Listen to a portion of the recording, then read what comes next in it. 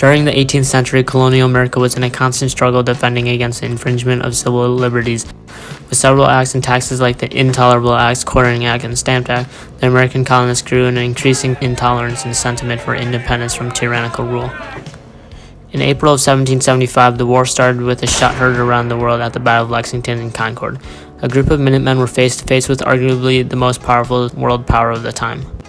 In response to this insurgent, King George III sent an army to the colonies to put down the revolution. The next big fight would be at the horribly named Battle of Bunker Hill, which was actually fought over at Breed's Hill. The colonists were able to deal a heavy blow but fell short of a decisive victory due to low supplies. Later, George Washington assumes control of his Continental Army. During battles under his control, he was well known for putting his life on the front lines with his comrades rather than shouting orders from behind the lines. In July of 1776, the Declaration of Independence was signed and published as a means to declare independence from Great Britain. The document called out the flaws in British rules and how they violated many rights, some of them being life, liberty, and the pursuit of happiness.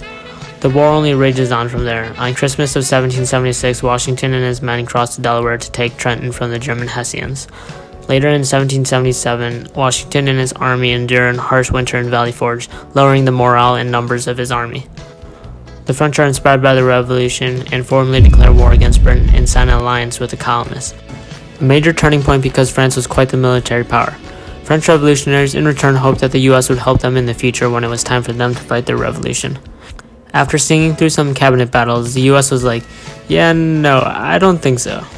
The final battle of the war takes place at Yorktown, where the British were surrounded by the French naval fleet and American and French land forces. The siege of Yorktown lasted for a little less than a month until British General Cornwallis finally surrendered.